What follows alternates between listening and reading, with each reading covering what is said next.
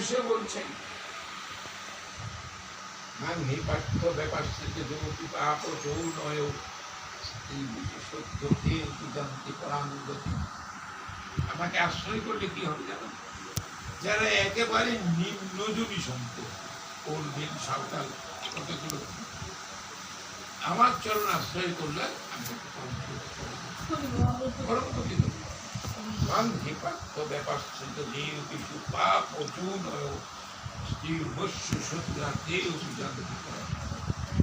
পরম গতি সে পেয়ে যাবে তার চরণ আশ্রয় করবি। আর যদি তার চরণ আশ্রয় না করতে পারি, মানব জন্ম পেলাম তার সেবার জন্যই যে ইন্দ্রিয় তৃপ্তিতেই শেষ করে দিয়ে গেলাম।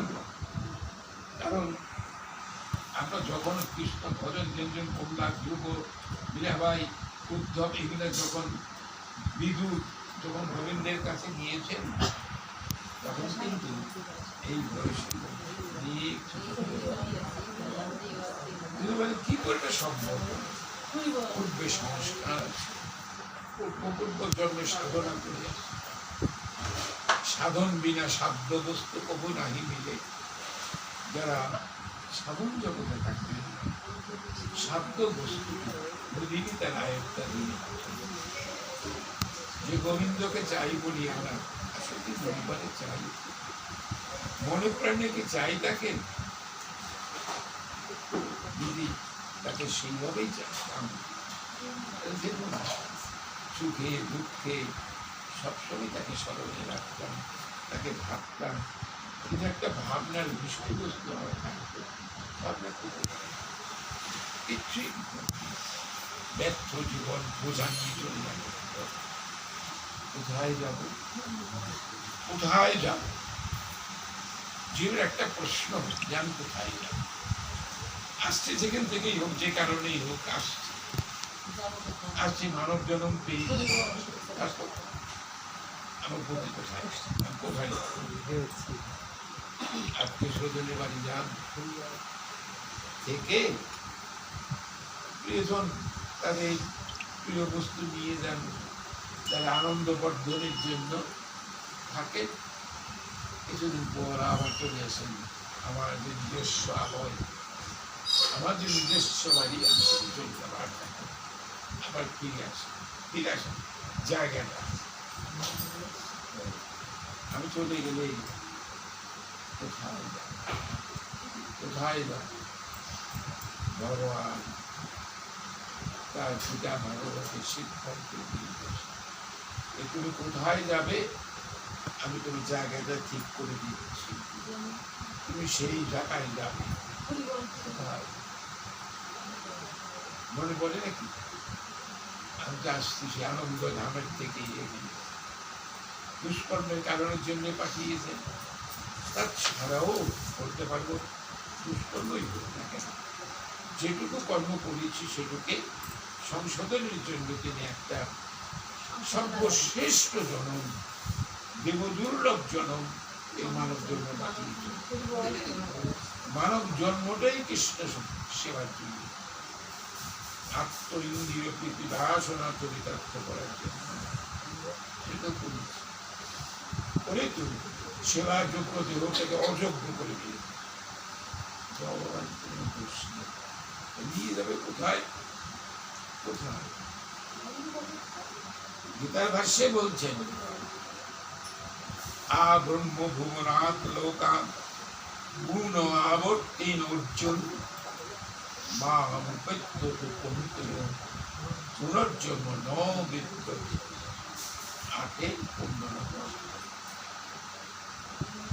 তুমি যে লোকেই যাও কর্ম অনুযায়ী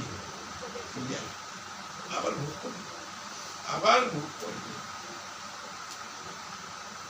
কিন্তু আমার ধামে চলে গেলে আর কোনো দিন পুনর্জন্ম করতে আর হবে, আর কোনো জন্মই হবে। আমার নিত্য ধামে নিত্য আনন্দের ধামে তুমি সেই ধামটার আবার একটা আলেখ্য তিনি দিয়েছেন। জগৎটা নমরিবর্তন ধাম উপলব্ধ, তারপরে কিরকম জ্যোতির্ময় ধাম।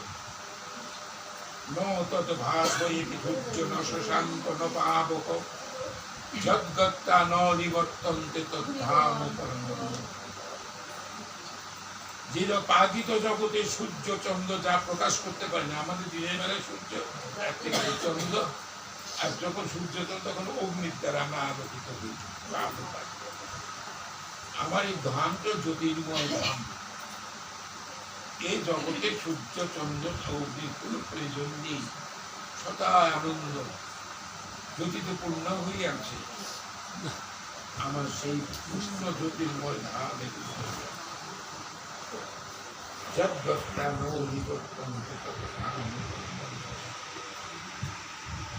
আর যদি আমার সেবাটা না করো, গীতায় একরকম বলছে, একই রকম ধরতে চৈতন্য চরিতার মতো বলছে, ভাগবতের একাদশ অধ্যায় পঞ্চম অধ্যায় তৃতীয় শ্লোকে বলছে, সেখানে বলছেন জয়েশাং পুরুষং সাক্ষাৎ-আত্মপরিশ্বরম ন ভজন্তি অপজানন্তি স্থানাদ্ভ্রষ্টা পতন্তি। এর এক শ্লোকটা যারা এখানে সবচেয়ে শ্রেষ্ঠ ধর্ম ব্রহ্মজন পেয়ে আমাকে ভজন সাধন করবে না, খারাপ ভ্রষ্টা স্থান থেকে তারা চ্যুত হয়ে যাবে, অতন্তি অধজনিতে চলে যাবে। অধজনিতে, অধজনি বলতে কি বোঝাচ্ছে? কৃমি কি নিকৃষ্ট জনিতে যাবে, আমরা গীত হয়ে যাবে। এগুলো ভাগবত চৈতন্য চরিতামৃতে বলছেন, চারি বর্ণাশ্রমী যদি কৃষ্ণ নাহি ভজে, ব্রাহ্মণ ক্ষত্রিয় বৈশ্য শূদ্র ব্রহ্মচর্য গার্হস্থ্য বানপ্রস্থ সন্ন্যাস একটা বর্ণ চারটে আশ্রম, তারা যদি গোবিন্দকে ভজন না করে নিজ নিজ ধর্ম করেও তারা ওই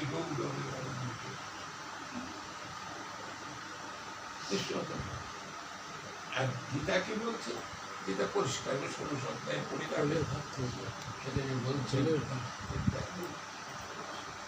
অহংকারং বলং দর্পং সামপ্রদর্শনস্মিতা মামাত্মা পরদেশু প্রদিশ্যন্তপশূয়কা তানহং দিশত পুরাণ সংসারেষু প্রাধনম ক্ষিপামে অজস্র মসুয়ান আসুরিষ।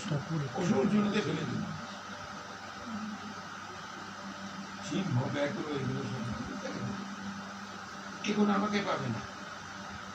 আসুরি আপন্না মূরাজ জীবনী জন্মনি নাম প্রজ্ঞা জানতে নাম কৃমি কীটাদি নিকৃষ্ট করবে, কৃমি কীটাদি মেলে দেবে, আমাকে ভোজন করবে না, জায়গা বলে দিয়ে গেল। আর ভোজন করলে কোথায় নিয়ে যাবে তাও বলে দিল। এখন জীবের লক্ষ্য থাকবে আমি কোথায় যাব, জীব তখন চিন্তা করবে আমি কোথায় যাব, আবার কি কিনে আসবে।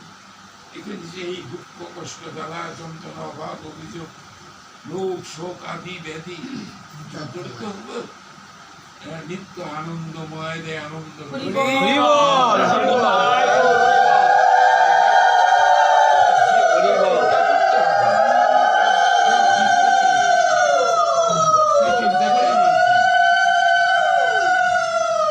সেই চিন্তা করে অর্জুনকে বলছে, অর্জুন তুমি অত্যন্ত গোপন কথা আমি বলছিস।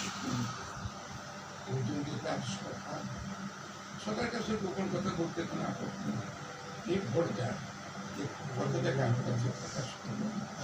কিন্তু গীতা ভগবান তার সর্বশ্রেষ্ঠ প্রিয় শিষ্য, শিষ্যত্বে বলতে হবে যে বলতে দেখো আমি তোমাকে সবচেয়ে দূরতম কথা আমি বলছি, মনমনা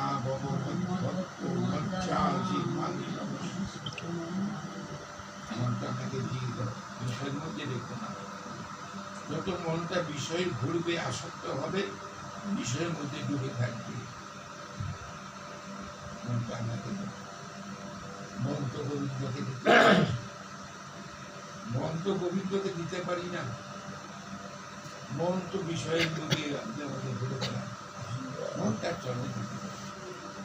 আমার ভক্ত হোক, আমার ভক্ত হোক, মত জাতি আমি তো পুজো অর্চনা করবো, মা নমস্কার প্রণাম মামেব এশ্বসি সত্যম প্রতি জানে প্রিয়। তুমি অত্যন্ত প্রিয়, এত তোমাকে এত গোপন কথা বললাম, তুমি আমাকে অবশ্যতা অবশ্যতা এগুলো করো। কতটুকু কতটুকু শ্রীমোহন মহাপ্রভু প্রতি পাবন গৌর হরি এই যে গীতার ভাষ্য যে কথাগুলো বলে গেলেন, খুব সংক্ষিপ্ত করে দিয়ে গেলেন। বলি হয়তো যে এগুলো কিচ্ছু করবে না, এই ভেবে নিয়ে। কারণ শ্রীমোহন মহাপ্রভু বলতে তিনটা স্বরূপ আছে, কৃষ্ণ স্বরূপ, রাধা স্বরূপ আর ভক্ত স্বরূপ, তিনটা। শ্রীমোহন মহাপ্রভুদের ভক্ত ভাবটা তিনি অঙ্গীকার করেছেন বলে আমরা অনেক কিছু জানতে পারলাম, কিছুই জানা যেত না। ভগবান খালি বলে গেছেন এভাবে করো, কি কেমন করে তাকে করা যাবে তা কিন্তু সেই পদ্ধতি তিনি দেখা দেন, দেখিয়ে যান না যে এই শ্রীমোহন মহাপ্রভু সেই পদ্ধতিগুলো দেখিয়ে গেছে। কিভাবে তুমি কৃষ্ণ ভোজন করবে, কৃষ্ণকে কিভাবে ডাকবে, কিভাবে ডাকবে শাস্ত্রে দেখি। যখন তিনি কৃষ্ণ ডাকতেন, তার চোখ দিয়ে জল পড়ে তার বহির্বাস ভেসে নিয়ে যখন তিনি শ্রীরাম নীলাচলে থাকতেন, জগন্নাথকে গরুড়ের পাশে দাঁড়িয়ে দর্শন করতেন, প্রাণবল্লভ থেকে রাধা বলে ভাবিত হয়ে দর্শন করতেন। পাশে একটা খাবার খাচ্ছে, তখন তার অভাবজনিত কারণে, তার বিরোধজনিত কারণে দুই চোখ দিন জল করত, তার বহির্বাস ভিজে যেত, গিয়ে তার চরম যুগল ভিজিয়ে দিয়ে ওই খাদের মধ্যে জল করত, খাদ ভিজে যেত, কামছেন। আমি দেখি না সত্য পেতা, তারপরে ভগবান জীবের এই মহান কল্যাণের জন্য কামছেন। ভগবান কেন? ভগবান তো আনন্দময় পরম পুরুষ, আনন্দ আস্বাদনের জন্য জগতে আসছেন, আনন্দময় পদ করে শ্রীমান মহাপ্রভুকে গেছেন, জীবকে শিখিয়ে দিয়েছেন তুমি গোবিন্দকে কেমন করে ডাকবে। দেখো এইভাবে ডাকো, গোবিন্দ কিভাবে তিনি কে বুঝেন। পিচকারির মতো জল তার চোখের থেকে গিয়ে আশেপাশে সবাই ভিজে গেছে। সম্ভব এটা? কিন্তু সম্ভব, এত জল তার চোখে। দেখেন কোন ভগবত স্বরূপ দেখাই, দেখাতেন কিভাবে কৃষ্ণ সেবা করতে, কৃষ্ণচরণ সেবা করতে, ডাকতে। তুমি যে ডাকবা কেমন ভাবে ডাক, এইভাবে নিশ্চয়ই ভুলে যাও, তাকে ডাকো, ডাকার মতো ডাকো। তুই ডাকার পদ্ধতিটা তুমি দেখি, তাকে কিন্তু অনুসরণ করি না। আমার মতো আমি ডাকছি, আমি ডাকি আমার স্বার্থ সিদ্ধির জন্য। শ্রীমন মহাপ্রভু ভক্তভাব অঙ্গীকার করে ভগবানের প্রীতির জন্য তাকে লিখেছেন, তার সুখের নিমিত্ত। ভগবানকে সুখী করা যায় তার একমাত্র এই ভাগবত গীতা পাতার নাম গুণাগুণ ভক্ত সঙ্গ করলে ভগবান সবচেয়ে প্রীত হবে। একজন শুদ্ধ নিষ্কিঞ্চন কৃষ্ণ ভক্তের সঙ্গে যদি কৃষ্ণ নাম করেন, আপনার যে জন্মান্তর বিষয়ের আসক্তি যেমন পশ্চমণি পেলে লোহা সোনায় রূপান্তরিত হয়, সোনায় এই সমস্ত মহাত্মের স্পর্শ যারা সাধন ভোজন করে ভগবানকে পেয়ে গেছে, অসময় যদি গ্রহকে স্পর্শ করে সোনায় রূপান্তরিত, তো প্রতি জীব কেন সোনায় রূপান্তরিত হবে না? মহতের সঙ্গ আমাদের সঙ্গটা হয়, কিন্তু সেই সব মহৎ সঙ্গ পাই না। যদি পেতাম তাহলে হয়তো এই অবস্থা থাকতো, কৃষ্ণকে জীবন নিয়ে যেত, আর হয়তো সংসার চলে যাবে। কিন্তু ভগবান সেটাও দেন, ঘরে থাকতো, ঘরে থাকে গোবিন্দকে ভজন করে। এটা তো নিরাপদ একটা স্থান। সবচেয়ে নিরাপদ জায়গাটা হলো সংসার। যদি আপনি করতে পারেন, সবচেয়ে নিরাপদ জায়গা এটাই। রোগ লালসা যত কিছু কাম করলো, মহাত্মা স্মরণে প্রতারণা, এগুলোকে দূরীভূত করে কৃষ্ণ ভজন করা বড় কঠিন। খুবই কঠিন। যারা করতে পারেন বনে বাজারে বসে যুগ যুগান্তর ভগবানকে, রাম ঠাকুর একটা ভগবান দিয়েছে, পাগল, মানে ভাবের পাগল, ভূগোল দাবিয়ে হরির নাম করছে। আরেক যোগী যোগাসনে বসে ভগবানকে ধ্যান করছে।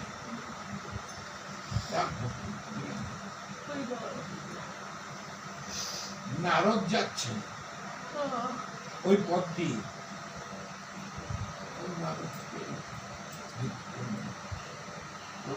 কোথায় যাচ্ছে? একটা সরাসরি ভগবানের কাছে চলে যেতে পারেন, যে বৈকুণ্ঠটা নারায়ণের কাছে যাচ্ছে। ঠাকুর আমাকে কৃপা করে বলল যে মার কতদিন আছে, কবে তুমি কৃপা করবেন? যোগী বলছেন, ঠাকুর তুমি কোথায় যাচ্ছ? তুমি কি বলো যে আমার কত যোগী আছে, আমি যোগাসনে যুগ যুগ বসে তপস্যা করে যেতে পারছি না। ঠিক আছে, ফিরে যখন আসছেন যোগীর সাথে দেখা, ঠাকুর তুমি কি তোমার নারায়ণের কাছে আমার কথা বলতে বলতে, হ্যাঁ আচ্ছা বলো তো ঠাকুর, তখন নারায়ণ কি করছেন? তখন নারায়ণ একটা সূচ আছে না, সূচের দ্বারা এটা হাতে ঢুকাচ্ছে না, বাড়িতে বলে এও কখনো হয়নি। তো সূচের দ্বারা তো ছোট্ট, ওটা হাতে ঢুকানো যায় না,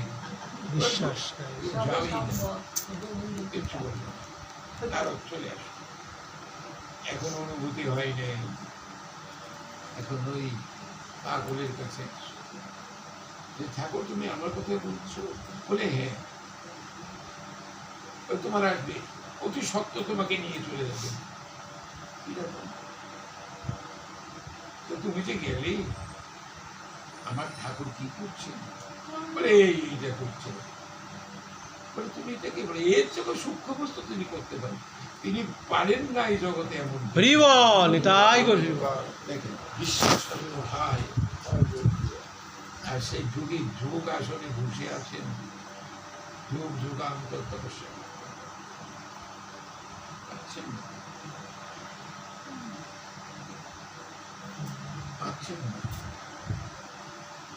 আবার আমাদের শাস্ত্রে এটাও দেখি, এক রাম নাম করি তত পাপ ভরি, জীবের স্বার্থ নাই তত পাপ করে। কথাটা বুঝলাম, সবই বুঝলাম।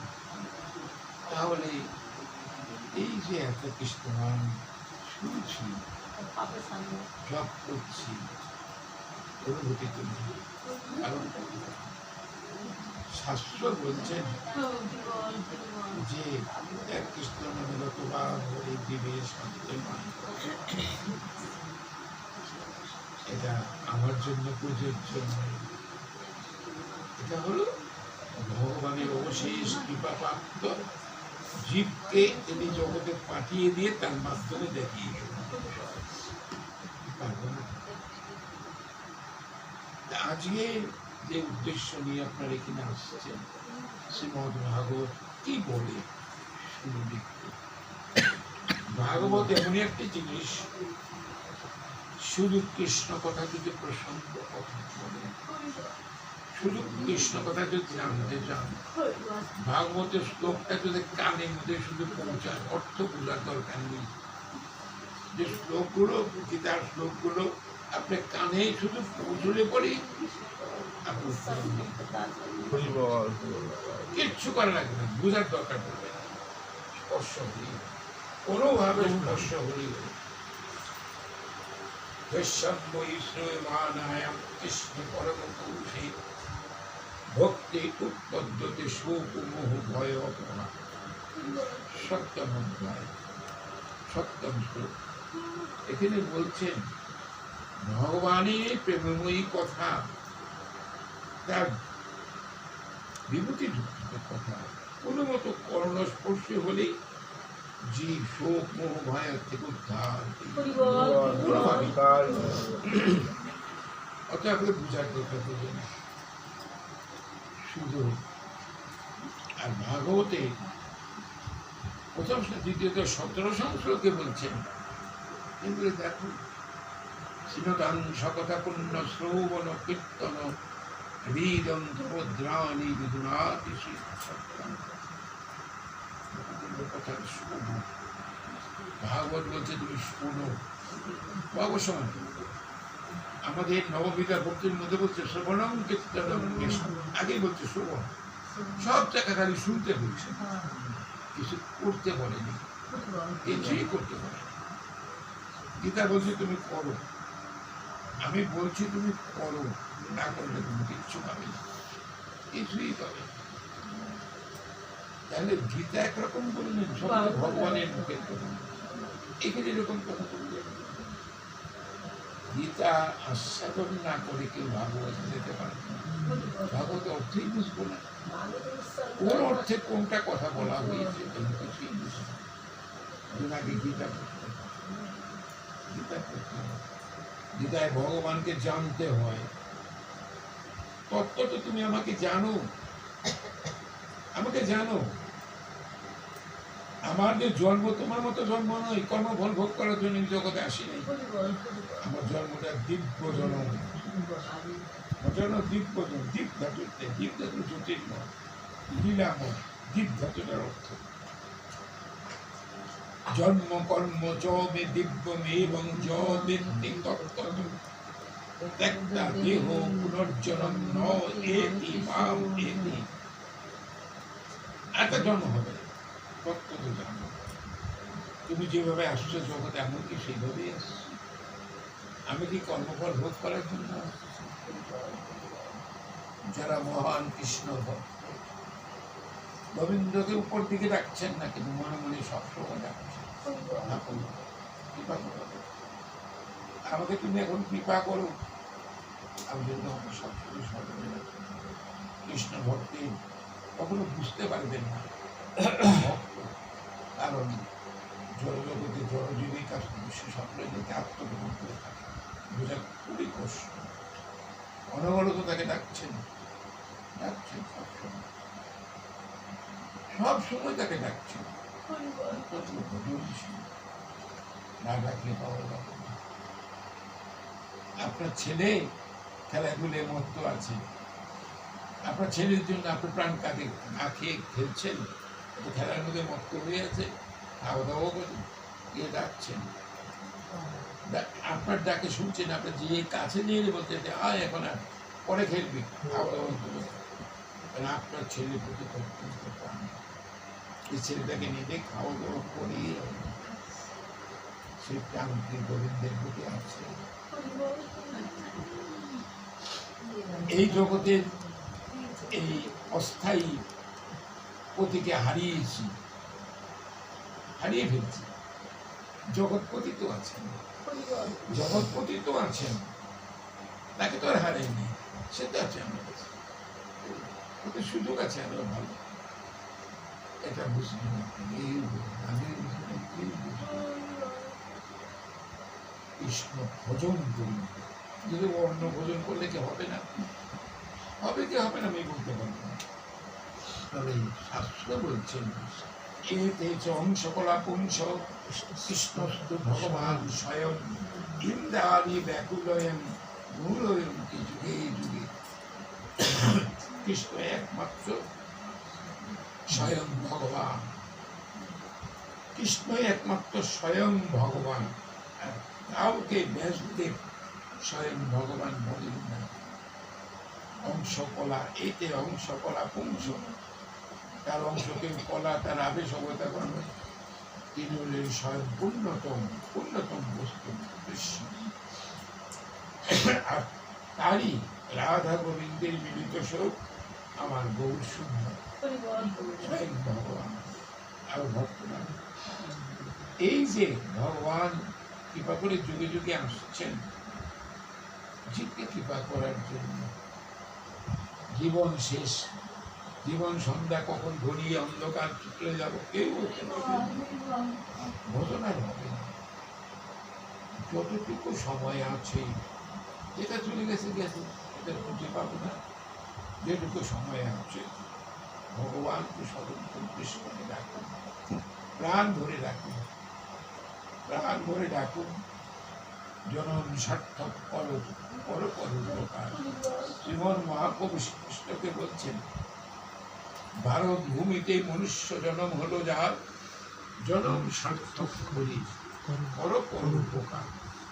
ঠিক অনুরূপ কথায় গীতায়, ভাগবতে সপ্তম স্কন্ধে ৪র্থ অধ্যায় আর প্রথম শ্লোকেই প্রহ্লাদ মহারাজ শ্রোতে বলছেন, ও মারং আচরের প্রাজ্ঞ ভাগবতাম ইহ দুর্লভ মনুষ্য জনম তদপি অধ্রুবম অর্থদম। এটা বলছেন অধ্রুবম নিশ্চয়তা নেই, যে কোনো সময় চলে যাবে। একে অর্থবহ করো। শ্রেষ্ঠ জনম তুমি পেলে গোবিন্দের অশেষ করুণায় এই দেহটাকে তুমি সার্থক মণ্ডিত করবে। কখন সার্থক মণ্ডিত হবে? যখন তুমি এক আত্মভোলার নিজকে ভুলে গিয়ে গোবিন্দের শ্রীপাদ পদ্ম ভজন করবে। আর শ্রীমন মহাপ্রভু ওইভাবে বললেন, তোমার জন্মটাকে সার্থক করবে। ভারতভূমিতে, ভারতভূমি হইল কর্মভূমি, সাধন ভূমি। এখানে সিদ্ধি লাভ করা খুব সহজ। তুমি বলেন কেন অন্য অন্য ভূমিতে হবে না? হবে, কিন্তু এই ভূমিতেই ভগবানের অবতার অনেক আছে, অনেক সিদ্ধ মহাত্মা এই ভারত ভূমিতে আসছে, তাদের কৃপা পাত্র। অতএব এইখানে অল্প বছরেই সিদ্ধি লাভ করে, অন্য জায়গায় অন্য জায়গায় দেখবেন প্রায় দেখা যায় যারা ভক্ত বৃন্দাবনে চলে যাচ্ছে, বৃন্দাবনে চলে যাচ্ছে, বৃন্দাবনে যাবেন রাধা, শ্রীমতী রাধা কৃপা ওখানে ভালো কথা, ভালো কথা। সবাইকে শ্রীধাম বৃন্দাবনে যে রাধারানীর কৃপা পাত্রে যুগলা হয়তো ভজনে ডুবে যেতে পারবেন, চিনতে পারবেন, থাকতে পারবেন, রাখবেও না আপনাকে।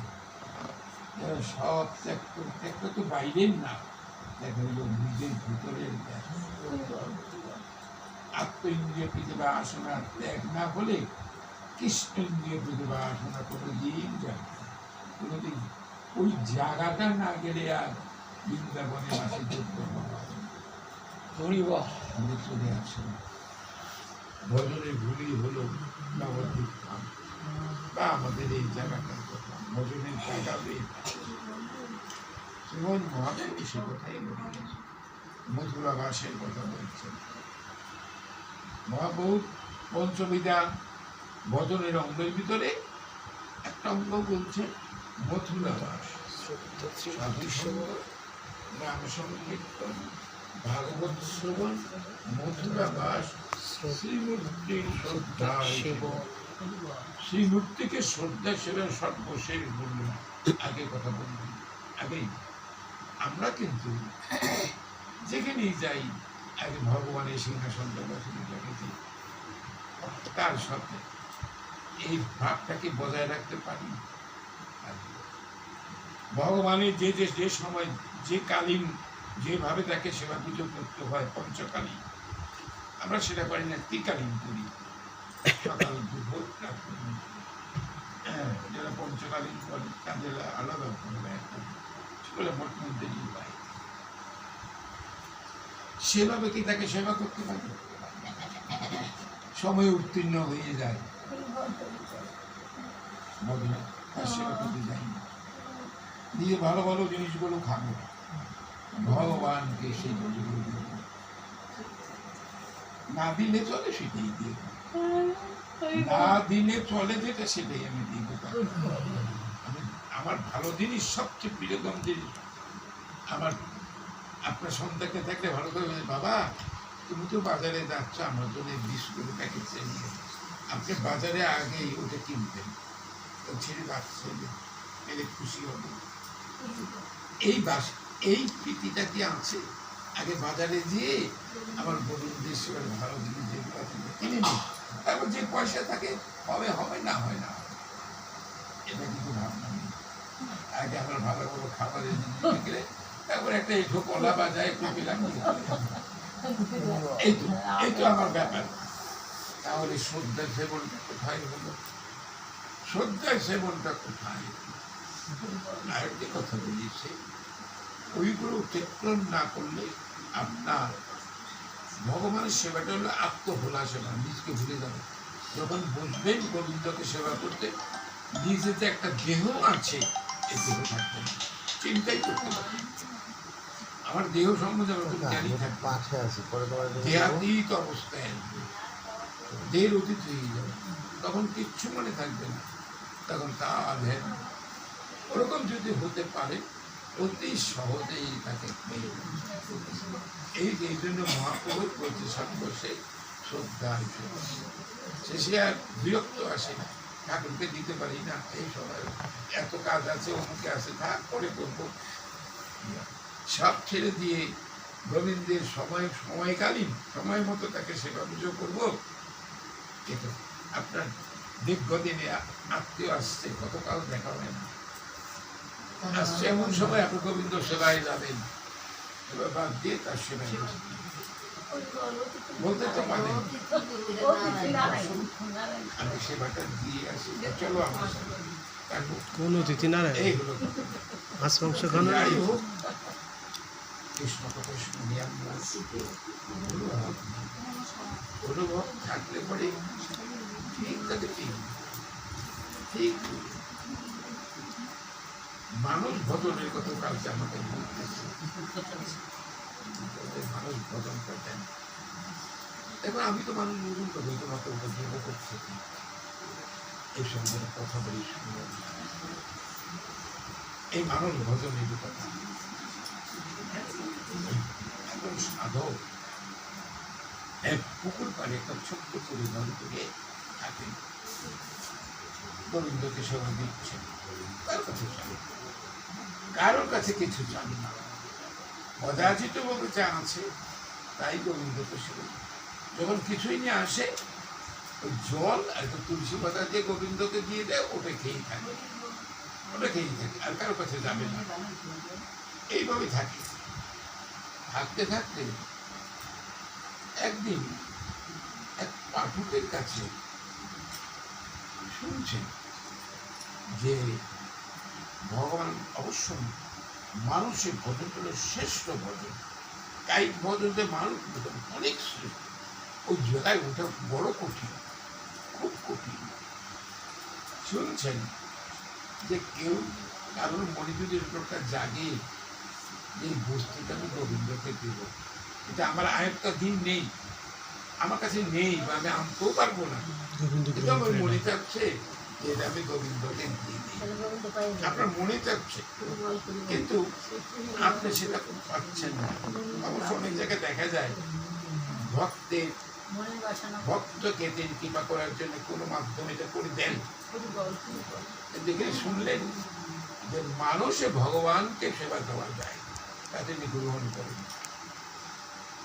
তো এই কথা চিন্তা করে যে সাধক গৃহে এসে চিন্তা করলেন যে গোবিন্দকে তো যা পাই দেই, আমি তো গোবিন্দকে পরমান্ন দেব, পরমান্ন দেব, পরমান্ন দিব, বাহ্যিক ভাবে তো তার সাধ্য নেই।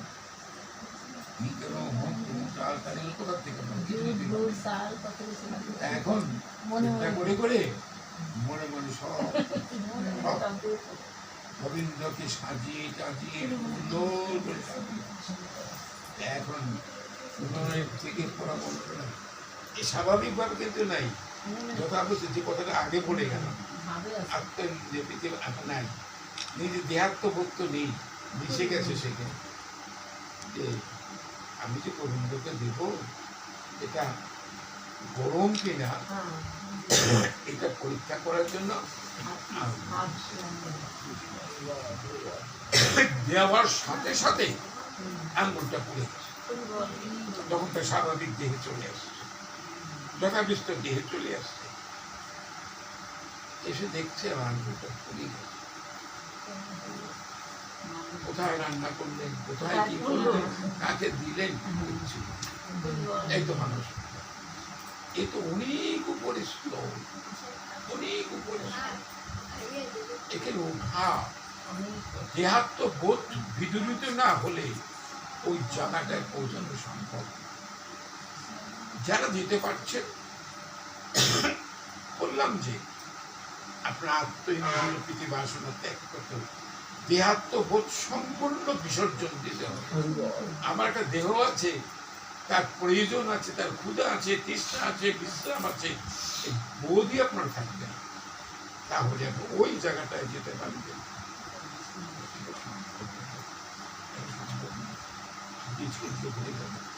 কৃষ্ণ সেবা করছেন, বলি যাচ্ছেন। রায় রামানন্দের কাছে পাঠিয়েছিলেন শ্রীমদ মহাপ্রভু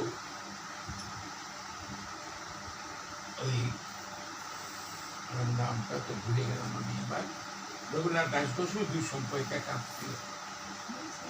দেখি মহাপ্রভু কিংবা মনে আসে কিনা নামে কিছুক্ষণ আগেও মনে ছিল। মহাপ্রভুর কাছে আসছেন কৃষ্ণ কথা শোনার জন্য, সুদাম দিলেছেন। মহাপ্রভু বললে তুমি তো অনেক ভাগ্যবান, কৃষ্ণ কথা শোনার জন্য তুমি লালায়িত হয়েছ। আমি তো কৃষ্ণ কথা বলতে জানি না, তুমি যাও গোদাবরীর তীরে রায় রামানন্দের কাছে কৃষ্ণ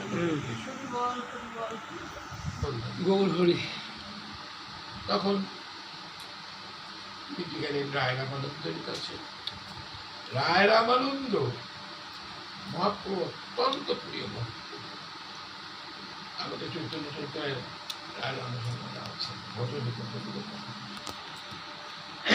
গেলেন তার বাড়ি গিয়ে শুনছেন তিনি একটা নাটকের অভিনয় শিক্ষা দিচ্ছেন। দেবদাসী, সে দেবদাসী অতি সুন্দরী, যারা আগের দিনে ছিল ভগবানের সেবায় দিয়ে তাদের সেবায় ভিতরে আছে। প্রদ্যুন্ন মিশ্র তার নাম। শুনেই যে প্রকৃতি বিদেশ সেবা করছে, চলে আসছে। এখন প্রদ্যুন্ন মিশ্র আবার গেছে মহাপ্রভুকে বলছে, গেছিলেন বলে হ্যাঁ,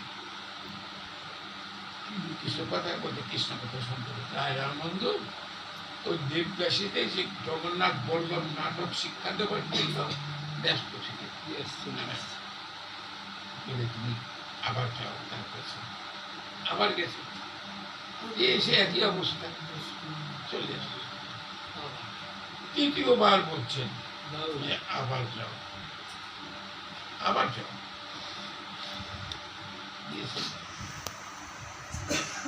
রায় রামানন্দের একটা রাজার মতো ছিল, একটা জমিদারের মতো জায়গা, ওটার মধ্যে দিয়ে একটা জায়গা। তখন তার কর্মচারীকে বলছে যে প্রভু প্রদ্যুন্ন মিশ্র কৃষ্ণ কথা শুনে চলে আসছেন, এসে তাকে প্রণাম করে জন্যে অনেক কাকুতি মিনতি করেছেন, আসছেন, আপনি কৃষ্ণ কথা বলতে পারি নেই। মহাপ্রভু কৃপা করে আমাকে পাঠিয়েছেন না, আপনার সঙ্গ লাভ করেছি। বলে বলে বলে কৃষ্ণ কথা আরম্ভ করলেন। গেছেন তো প্রথম প্রহরে, দিনের তৃতীয় প্রহর পার হয়ে গেল। তৃতীয় প্রহর পার, অর্থাৎ বেলা 3টা বেজে গেছে। কৃষ্ণ কথাই বলতেছে। তখন তার কৌশল বলছে, প্রভু অতিথি তো অভুক্ত অবস্থায় আছে, আপনি বিশ্রাম দিন। কৃষ্ণ কোথায়? তখন বিশ্রাম দিলেন। তখন বিশ্রাম দিলেন। আসলে মহাপ্রভুর কাছে গিয়েছিলেন। হ্যাঁ, কৃষ্ণ কথা শুনছ?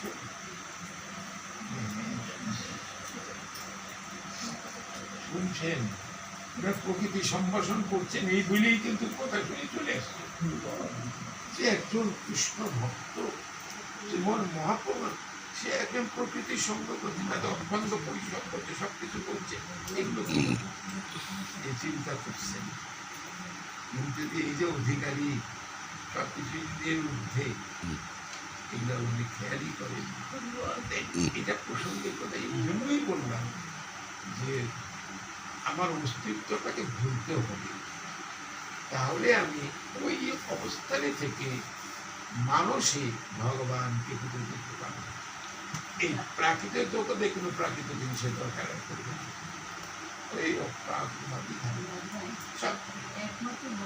বড় কঠিন না, কর্ম এমনি হয় না, কর্ম করতে হবে না, এমনি কৃপা করবে না। আমি যদি বলি কৃপা এই কেবল সহজ না, কৃপাটা সেজন্য কর্ম করেই তো পাওয়া, সেটাই তো বলে ভজনের সেবা, সেবায় যেতে হয়, নিরঙ্কুশ নিরবিচ্ছিন্ন ভাবে পৃথিবী সেবায় যেতে হয়, আত্মেন্দ্রিয় পৃথিবী আসন সব ভুলে যেতে হয়, সেবা করতে হয়। সেবা শুধু যে ওই আমি ফল টল দিয়ে সেবা, এটাই কিছু নয়। অনেক রকম ভাবে তাকে সেবা করা যায়, অনেক ভাবে, বিভিন্ন, যে যথা মান প্রপদ্যন্তে তাঙ্ক দৈব ভজামি অহম মম বর্তানুবর্তন্তে মনুষ্য। কিন্তু জাগ্রত শ্লোক, যেভাবে ভজন করে, যার যেমন ভাব, সে ভাব অনুভূতি তাকে অনেক ভাবে তাকে সেবা করে। কিন্তু ওই রকমই হবে, একই রকম পদ্ধতি তা না, বিভিন্ন বিভিন্ন রূপে বিভিন্ন অনুভূতি সম্পন্ন যেতে পারে ভগবানকে। কিন্তু লক্ষ্যটা তো ভগবানের হবে, তাকে দেখতে হবে। যাই যেভাবে, যেদিক দিয়ে যায়, যেভাবেই যাই। হ্যাঁ, শিখ অবতার, শিখদের গুরু নানক একবার মক্কায় গিয়েছেন। মক্কায় গিয়ে যে মুয়াজ্জিন আজান দেয়, ওখানে পা দুটো সমান করে রেখে শুয়ে গেছে। তো মুয়াজ্জিন এসে দেখছে, আমরা যেখানে সিজদা দিই, প্রণাম করি, যে পা দুটো দিয়ে দিয়েছে। এখন বলছে, এই যে শুনুন, পা দুটো সরিয়ে নেন। নানককে বলছে, বুঝতে তো পারেন শুনছেন, পা দুটো সরিয়ে নিন। ঠিক আছে, আপনি পা দুটো সরিয়ে নেন। পা দুটো সরিয়ে দিচ্ছে, সরিয়ে দেওয়ার পর দেখছে আবার পা দুটো ওখানে চলে গেছে। যতবার টানে ততবারই ওখানে যায়। তখন বুঝতে পারলেন সব জায়গায় আল্লাহর অনুভূতি, সবকে দেখতেছে, তার কাছে করতে পারবে না। ওই একটা জায়গায় শুধু তাকে পাওয়া যাবে এমন কথা নয়, সব জায়গায় তিনি আছেন। আপনি যেখানে তাকে চাবেন সেখানেই তাকে পাবেন, এমন সেটাও তো তিনি বলছেন গীতায় 13 অধ্যায় 13 নম্বর গুটাও বলছেন, যেমন সব জায়গায়।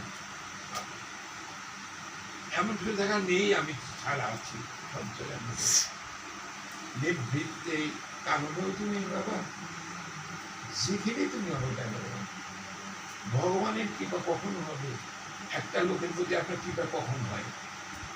দেখেন, আপনি একজন গামলা রাখছেন, 600 টাকা দিবেন, গামলা কাজ করছে, একটা টাকাও ফাঁকি দেয়নি। যে সময়টুকু দরকার সেই সময়টুকু উত্তরেও সে কাজই করতেছেন, কাজটা শেষ করেছে যাবে।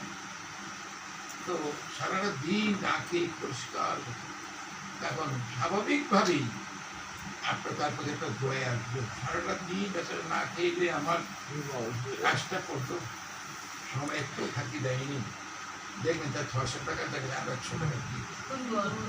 কিন্তু যে একে ফাঁকি দেয় দিবে, আমার মধ্যে যদি ফাঁকি ভিত্তি থাকে, ভগবান তো বুঝবে কি উদ্দেশ্যে, কেমন কি জন্য এটা করতেছে। এত সহজে কৃপা, কিন্তু কৃপা ঠিকই হতো, অজস্র লোক কৃপা পেয়ে, অজস্র। ভাগবত গীতার তৃতীয় শ্লোক, সেখানে মনুষ্যানাং সহস্রস্য কচ্চিৎ যততি সিদ্ধয়ে তততাম বিসিদ্ধানাং কশ্চিৎ মাং বেতি। সহস্র সহস্র লোক আমাকে ভজন করে, ভজন করে তারা ভাবছে যে সিদ্ধি লাভ করেছে, তারা আমাকে জেনে ফেলেছে। সে জানার মধ্যে একজন আমাকে জানতে পারে, ভগবান অবশ্যই কৃপা করলে সব উপায় ঠিকই, কিন্তু কৃপা পাওয়াটা তো কঠিন, খুব কঠিন। সেই জায়গায় সেই সেবাক পদ্ম আশ্রয় না করলে কখনই সেই জায়গাটায় যাওয়া যাবে, কৃপা হবে না, কখনই কৃপা হবে না। মানুষ কি করতে করতে বৃদ্ধ হয়ে যায়, একবারও মনে করে না আমাকে তো চলে যেতে হবে, একবারও সে মনে করে না, ভালোই আছি, এভাবেই চলে যাবে দিন, কাটি যায়, সব ইন্দ্রিয়গুলো শিথিল হয়ে যাবে। আমার যা হচ্ছে, তবু আপনার সাধুগুরু বৈষ্ণবের কৃপায় আমি এখনো তার আশ্রয় ত্যাগ করিনি, দেখি শেষটা দেখি কি হয়। 89 বছর চলছে, আর কত আমাকে বলে আপনি কত করবেন না, ভালোই আছে। আমি যে কতটা বলো যে আমি বুঝি, আমি যে কতটা ভালো আছি। তো 90 কবে হবে? কি মাসে 90 হবে? কবে আপনার জন্ম মাস সেটা বলেন।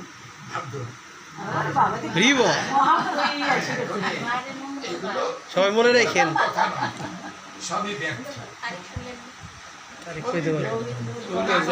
তারিখে ঝামেলা আছে,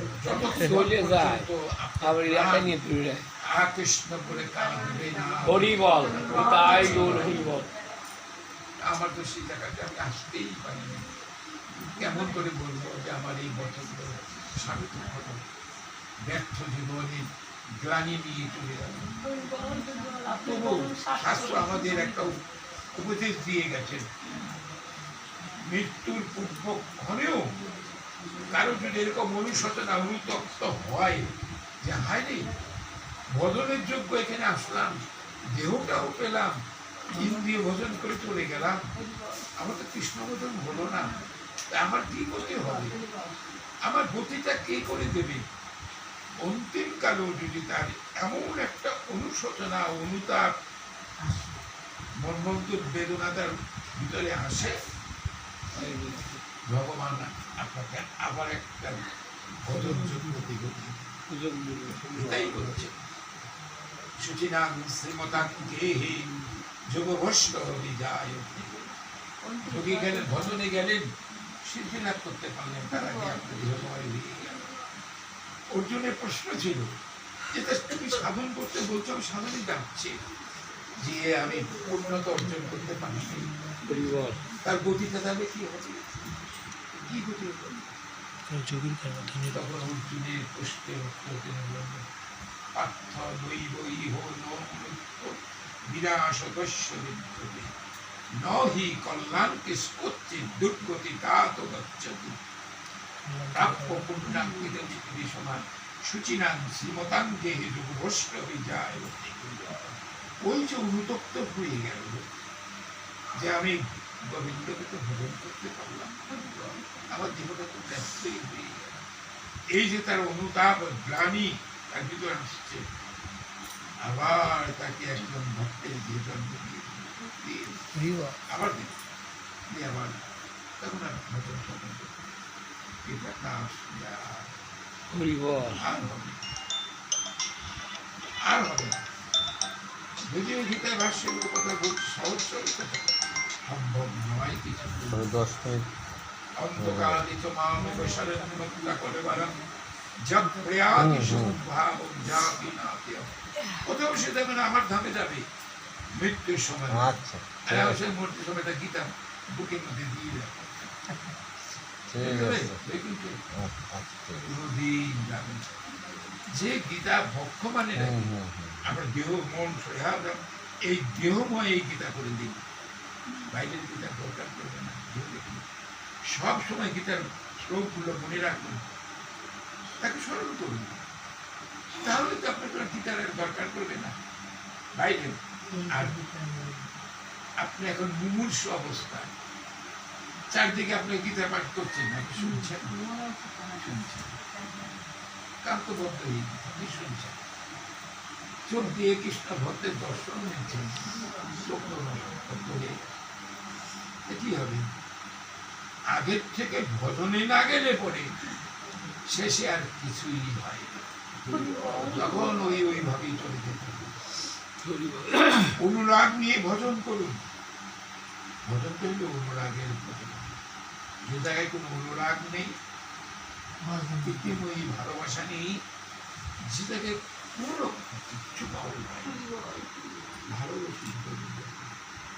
আসছি। ভাগবত একটা শ্লোক আপনাদের দিয়ে আমি কত কথা আনতে বললাম। বাড়ি যাওয়া লাগবে না, আপনি তো বাড়িতেই আছেন, ভয় কিসের করেন?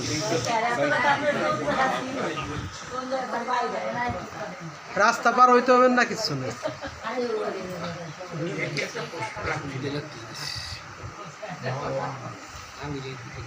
পরীক্ষিত মহারাজ তার পরমারাধ্য গুরুদেবের কাছে প্রশ্ন রেখেছেন জীবের কল্যাণের জন্য। জীবের কল্যাণের জন্যই প্রশ্নটা রেখেছেন, নিজের জন্য। নিজে তো উদ্ধারী হয়ে যাবে, 7 দিন সময় আছে।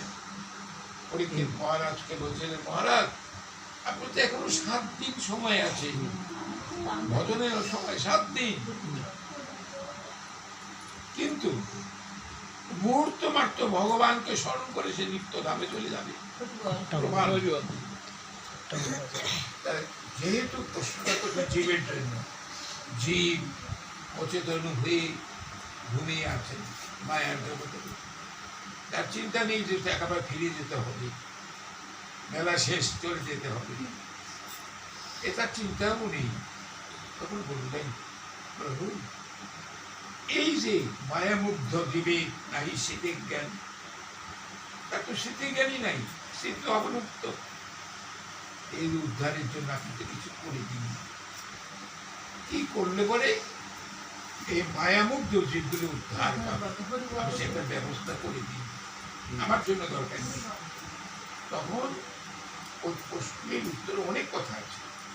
তখন বলছে, শোনো আমি বলছি, এই তোমার দেহে এই 3টি জায়গায় ভগবানকে রাখো, ঈশ্বরকে 3টি তোমার দেহের 3টি জায়গায় তাকে স্থাপন করো। কোন কোন জায়গা? কানে, হৃদয়ে, হৃদয় মনে মনে তস্মাৎ ভারত সর্বাস্মা ভগবান ঈশ্বর হরি। সত্যব্য সব সময় তার কথা শুনো। শুনতে শুনতে যখন তোমার অন্তর্জগৎ শুদ্ধ স্বচ্ছ স্ফটিক পথ নির্মল হবে, তুমি তখন ভগবানের কীর্তন করবে, নাম গুণাগুণ কীর্তন করবে। তখন তুমি করবে, তার আগে করতে চেয়েও না। তারপরে বলছেন, সত্যব্য ইচ্ছতা অভয়ম। তুমি যদি এই মৃত্যুর বিপর্যয় থেকে, এই ভয়ের থেকে রক্ষা পেতে চাও, এরপর তোমার আর মৃত্যু হবে, এই শেষ মৃত্যু। এই মৃত্যু থেকে তুমি রক্ষা পেতে চাও, মন দিয়ে তাকে সবসময় স্মরণে রাখো। এই দেহের 3টি জায়গায় তাকে রাখো, সে তুমি চলে যেতে পারবে।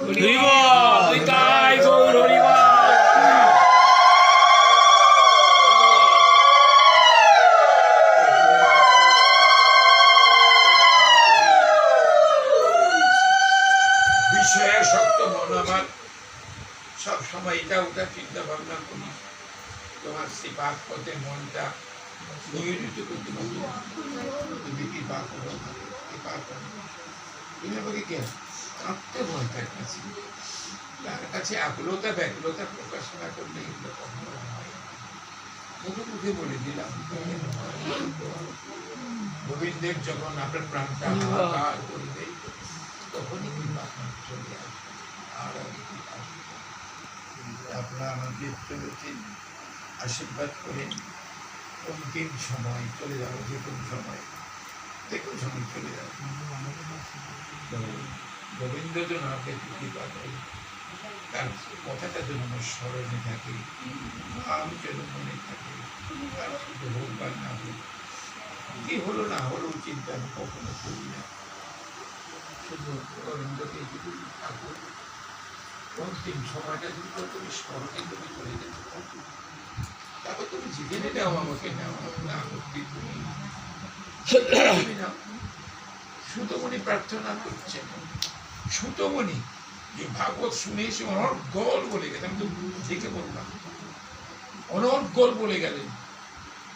তিনি প্রার্থনা করলেন কি, ভবে ভবে তথা ভক্তি পাদ জায়তে তথা কুরুষ্য দেবস্য নাথ যত প্রভু। সুতমণি প্রার্থনা করলেন ভগবানের কাছে, ভাগবতের শেষ, এরপর একটা শ্লোকে ভাগবত শেষ। এখানে বললেন,